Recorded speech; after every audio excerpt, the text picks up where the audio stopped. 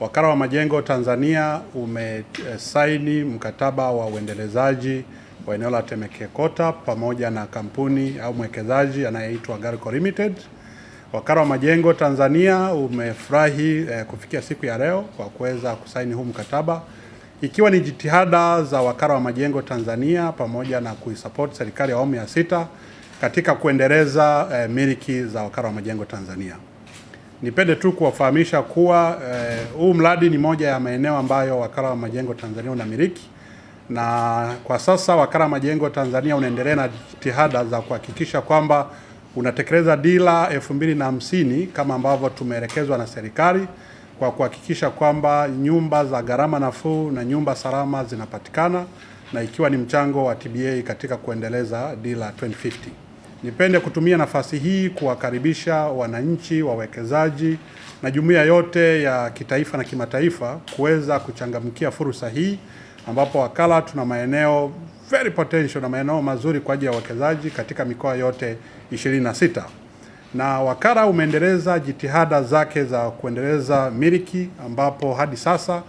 katika jitihada hizo tumeweza kusaini MOU pamoja na mabenki mbalimbali. Tumeweza kutiana saini pamoja kwa ajili ya uendelezaji wa ile eneo ambalo nilitaja mwanzo, ili kuweza kuweka the modern logistic hub na kusaidia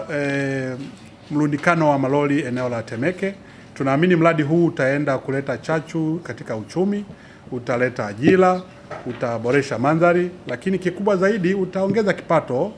kwa wakala na utasaidia kupunguza utegemezi wa ruzuku na utegemezi serikalini. Kwa kutambua challenge ambayo inakuja kutokana na uwekezaji ambao serikali inaufanya kwenye upanuzi wa bandari ya Dar es Salaam, lakini vile vile kuongeza uwezo wa njia yetu ya reli, tunayo furaha kuingia haya makubaliano na TBA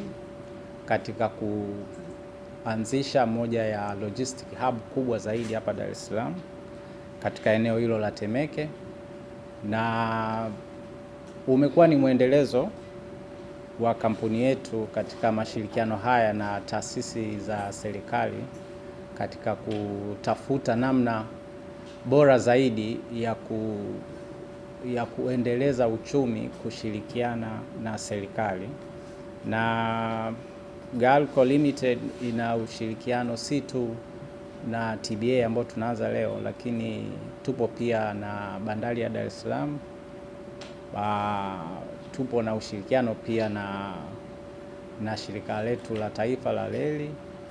lakini na kituo cha uwekezaji cha TISEZA.